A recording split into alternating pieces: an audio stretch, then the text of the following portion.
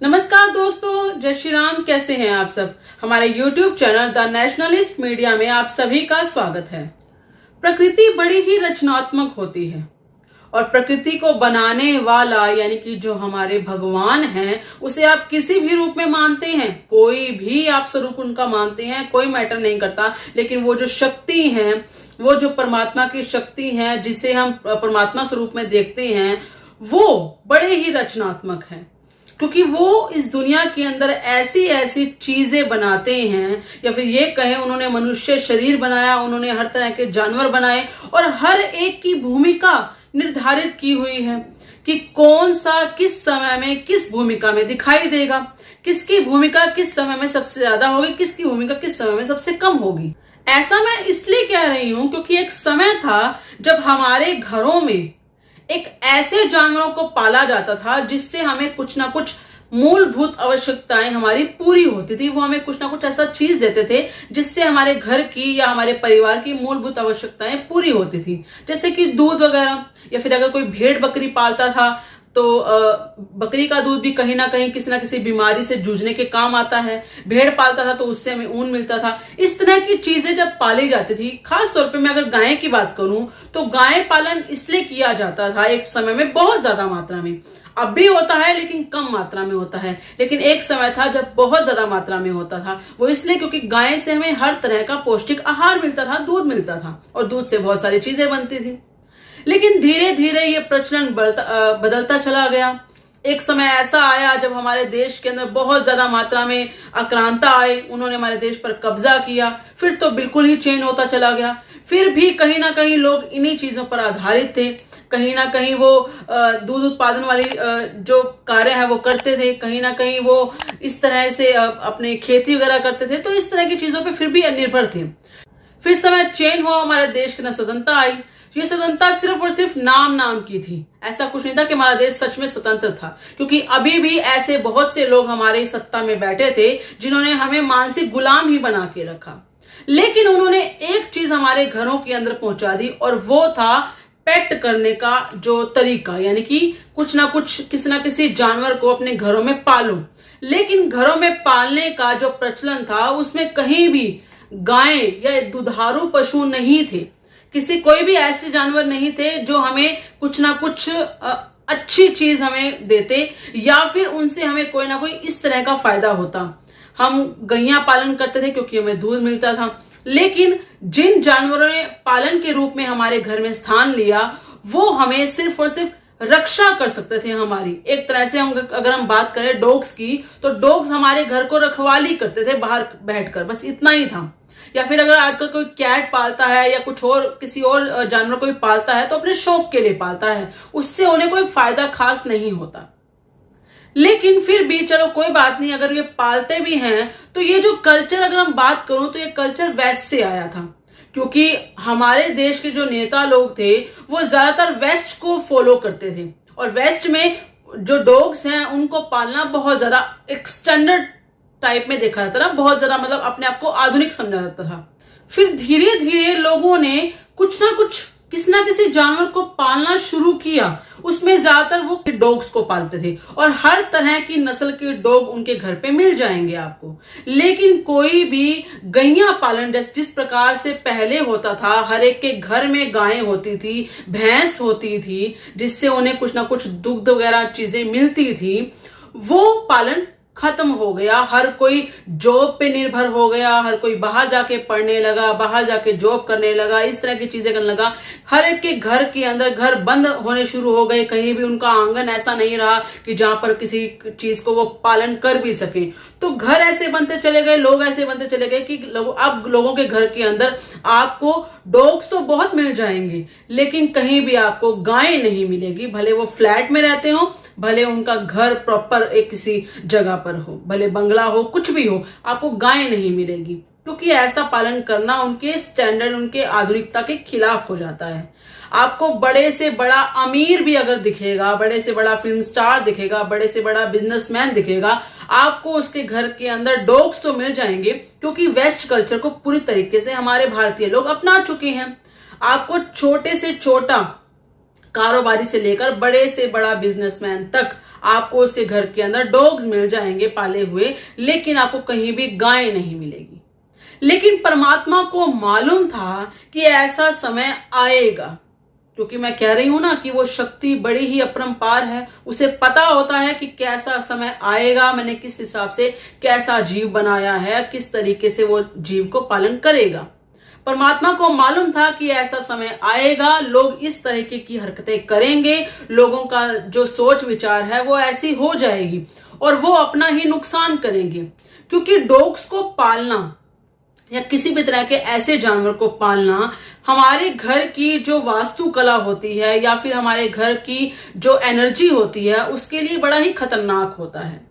आध्यात्मिक रूप से बोल रही हूं तो भी आप समझ लीजिए, लेकिन अगर आप साइंटिफिक तरीके से करेंगे तो भी आप समझ लीजिए, आपकी नेगेटिव ओरा को वो बढ़ाता है, आपके पॉजिटिव ओरा को वो कम करता है अगर आप इस तरह का जानवर घर में पालते हैं। क्योंकि डॉग्स जैसा जो भी जानवर होता है, जो भी ऐसा पेट आप लेते हैं, उसका स्थान आपके घर के बाहर होता है। काल भैरव का रूप माना जाता है इसको, अगर हम आध्यात्मिक रूप से देखें। लेकिन फिर भी अगर आप साइंटिफिक तरीके से देखें तो भी डॉग्स का जो स्थान होता है उसे घर के बाहर रखा जाता है। लेकिन अगर आप उसे घर में रखेंगे तो आपकी हर तरीके की एनर्जी जो है वो नेगेटिव रूप में बदलती चली जाएगी। लेकिन फिर भी लोग पालते हैं। खैर, परमात्मा को मालूम था कि ऐसा समय आएगा, लोग गैया पालन जैसी चीजें कम करने लगेंगे, लोग फ्लैट में रहेंगे, जगह बचेगी नहीं, पेड़ कटते जाएंगे वगैरह वगैरह। इस तरह की चीजें भगवान को हर चीज पता होती है, हमें बताने की आवश्यकता नहीं है। सबको पता है कि उनको हर चीज पता होती है, उन्हीं के अनुसार ये धरती चल रही है। लेकिन भगवान को ये पता था, इसीलिए उन्होंने एक ऐसी गाय भी बनाई, उन्होंने एक ऐसी नस्ल की गायें भी निर्माण की जो आज के टाइम में जिसका वजन, जिसका साइज बिल्कुल डॉग्स के जैसा होता है, बिल्कुल छोटा होता है। डॉग्स बिल्कुल डॉग्स के जैसा ही लगा लीजिए आप। ये मात्र 70 से 90 सेंटीमीटर, 70 से 90 सेंटीमीटर का साइज की होती हैं। इस नस्ल का नाम है पुंगानुरु गाय। ये पुंगानुरु गाय जो है ये आंध्र प्रदेश के पुंगानुरु, जो वहां का जो जिला है, डिस्ट्रिक्ट है, गांव है, कस्बा है, वहीं से ही इस नस्ल का जो है निर्माण, यानी कि वहीं पाई जाती है ये जो गाय हैं। और वहां पर ये जो गाय पाई थी, पहले ये बहुत जगह पे पाई जाती थी। आप सबको याद होगा एक गाना पहले बहुत चलता था, मुझे नहीं मालूम कि आप कहां से इस वीडियो को देख रहे हैं, लेकिन अगर आपने ये गाना सुना है तो कमेंट में जरूर बताइएगा। एक गाना चलता था, छोटी छोटी गैया छोटे छोटे ग्वाल, छोटो सो मेरो मदन गोपाल। ये जो गायें हैं जिसके बारे में कहा गया छोटी छोटी गैया, ये ऐसे नहीं कहा गया, कुछ ना कुछ कारण है इसके पीछे। ये छोटी छोटी गैया वही है। ये पुंगानुरु नाम की जो नस्ल है ये गाय की, ये बिल्कुल छोटी होती है। और इस गाय को आप अपने फ्लैट, अपने घर के आंगन में पाल सकते हैं, आप कहीं भी रहते हो। हमारे देश के अंदर गायों को पालने के नाम पर जर्सी गायें पाली जाती हैं, शुरू से पाली जाती हैं, लेकिन पुंगानुरु गाय के बारे में बहुत ही कम लोगों को पता है। ये जो गाय है ये आंध्र प्रदेश में पाई जाती है, लेकिन इसके बारे में ये प्रचलित तब हुई, इसके बारे में पूरी दुनिया के या फिर ये कहें पूरे भारत के लोगों को तब पता लगा जब प्रधानमंत्री मोदी जी ने अपने पीएमओ आवास के अंदर इस गाय को चारा खिलाते हुए या फिर ये कहें कि उसको पालन करते हुए कुछ वीडियोस वायरल की, कुछ वीडियोस सामने आई, जिसके बाद से इस गाय को देखने के बाद लोग इसके बारे में सर्च करने लगे। और उसके बाद से इस गाय जो कि लुप्त होने वाली थी, ये जो नस्ल है ये 2013 तक मात्र 2772 की संख्या में रह गई थी। उससे पहले इस गाय के बारे में ढंग से कोई जानता नहीं था। इस गाय की जो नस्ल थी ये लुप्त होने के कगार पर आ गई थी। लेकिन जैसे ही ये वीडियो वायरल हुई, जैसे ही वीडियो सामने आई, तो पता लगा, लोगों ने इसके बारे में पता लगाया कि इस तरह की गायें भी हैं। और उसके बाद से अब तक इस गाय की जो संख्या है उसमें बहुत ज्यादा मात्रा में बढ़ोतरी हुई है। अब इसकी संख्या बिल्कुल एकदम से 10% तक बढ़ गई है। और अब जब बात करते हैं वहां के लोगों के बारे में कि आंध्र प्रदेश के कुछ जिलों के अंदर जहां ये गाय पालन होता है इस गाय का, वहां से बहुत ज्यादा मात्रा में इसकी जो डिमांड है वो बहुत ज्यादा बढ़ गई है। वहां के लोग कहते हैं कि जब से प्रधानमंत्री मोदी जी ने इस गाय के बारे में खुलासा किया है, तब से इस गाय को पालने वालों की संख्या और इस गाय की डिमांड करने वालों की संख्या में बहुत ज्यादा ये कहें कि बढ़ोतरी हुई है। लोग मांगने लगे हैं इस गाय का पालन करने के लिए, इस गाय को, क्योंकि इसका कारण ये भी है कि इस गाय का जो दूध है वो बहुत ज्यादा पौष्टिक है। आम गायों से, जो सामान्य गाय होती है, जर्सी गाय होती है, उनसे भी ज्यादा पौष्टिक है। जो जर्सी गाय होती हैं उनकी जो पौष्टिकता का जो स्तर है वो लगभग 3 से 4% फैट होती है उसके अंदर, लेकिन इस गाय के अंदर, हालांकि ये छोटी भी है, कम चारा भी खाती है, लेकिन फिर भी इसका जो दूध है उसकी जो परसेंटेज है, उसकी पौष्टिकता की जो परसेंटेज है वो 8% तक है। इसकी वजह से लोग बहुत ज्यादा डिमांड भी कर रहे हैं। 2014 से 19 तक इसकी संख्या लगभग 13,225 के आसपास हो चुकी है।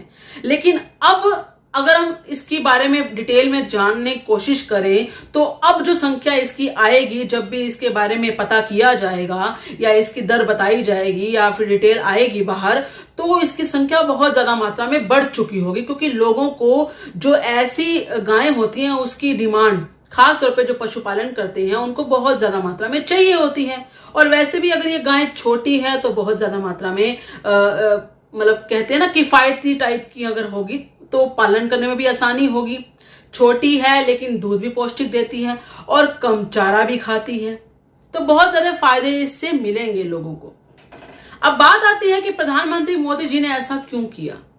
देखिए, प्रधानमंत्री, चाहे वो किसी भी देश का प्रधानमंत्री हो, चाहे वो किसी भी देश का राष्ट्रपति हो, अगर वो कोई चीज करते हैं तो उसके पीछे कोई ना कोई कारण अवश्य होता है।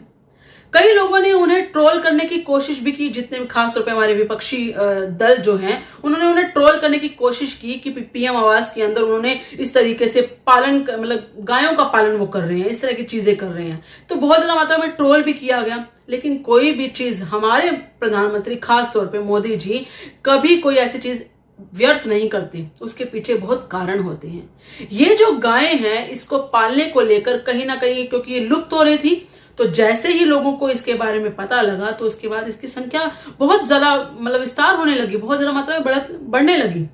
ऐसे ही एक इंसिडेंट आपको याद होगा कि जब मालदीव की तरफ से एक बुरे तरीके से भद्दे कमेंट हमारे प्रधानमंत्री जी पर और हमारे भारत पर किए गए थे, तो उसके बाद से एक ट्रेंड चल गया था कि मालदीव जो टूरिस्ट जाते थे उन्होंने जाना, अपनी टिकट वगैरह कैंसिल कर दी थी, और मालदीव बहुत ज्यादा मात्रा में कर्जे में आ गया था। उनके पास टूरिस्ट नहीं है, उनकी जो आर्थिक स्थिति है वो दयनीय हो गई थी कुछ ही महीनों के अंदर, और अब हाल ही में फिर वो मदद के लिए भारत आए। लेकिन उसी के दौरान आपने ये नोटिस किया होगा कि जब इस तरह के कोई कमेंट होते हैं तो प्रधानमंत्री जी कुछ ना कुछ तो करते ही हैं, और उन्हीं दिनों में प्रधानमंत्री जी लक्षद्वीप पर जाकर सिर्फ कुछ कदम वहां चले थे, लेकिन उसके बाद से लक्षद्वीप के अंदर टूरिस्ट संख्या बहुत ज्यादा मात्रा में बढ़ने लग गई। तो उनका कुछ भी करना व्यर्थ नहीं जाता, वो जो भी करते हैं अपने समाज और अपने भारत को देखकर करते हैं। समाज इन द सेंस अपने जो देश के वासी हैं उनको देखकर करते हैं। वो सोचते हैं कि भारत के लिए क्या अच्छा हो सकता है, उस हिसाब से वो अपना हर तरह का एक काम करते हैं, हर तरह का कर्म करते हैं। ये जो गाय है, इस गाय का जो पालन है वो आज से नहीं हो रहा, बल्कि ऋषि मुनियों के जमाने से, उस टाइम से भी हो रहा है। लेकिन उस टाइम में इनकी संख्या बहुत ज्यादा मात्रा में थी, उस टाइम में हर कोई गाय पालन करता था, इसीलिए शायद इस तरह की गायों के बारे में अगर पता भी होगा तो लोग अपने अपने इलाके में जो उनको वहां गाय मिलती थी, जिस नस्ल की मिलती थी, उसका पालन करते थे। लेकिन क्योंकि हमारे यहाँ पर इस तरह की गायों का जो पालन नहीं किया जाता, बहुत ज्यादा मात्रा में इसको गाय पालन को डिमीन किया गया एक समय के अंदर, और बहुत ज्यादा मात्रा में डॉग्स पालन को बहुत ज्यादा मात्रा में विस्तार किया गया, तो इस वजह से लोगों को इस तरह की चीजों का पता नहीं था। लेकिन अब पता लगा है तो लोग इसको पालने के लिए इसकी होड़ में लग गए हैं। लोग बार बार डिमांड कर रहे हैं इस नस्ल की गाय को पाने की, और मुझे उम्मीद है कि ये गायें बहुत ज्यादा मात्रा में विस्तार करती चली जाएंगी। बाकी गाय पालन को लेकर आपके क्या विचार हैं, कृपया करके अपने विचार कमेंट में जरूर बताइएगा। इस वीडियो को लाइक और शेयर जरूर कीजिएगा। धन्यवाद। जय श्री राम।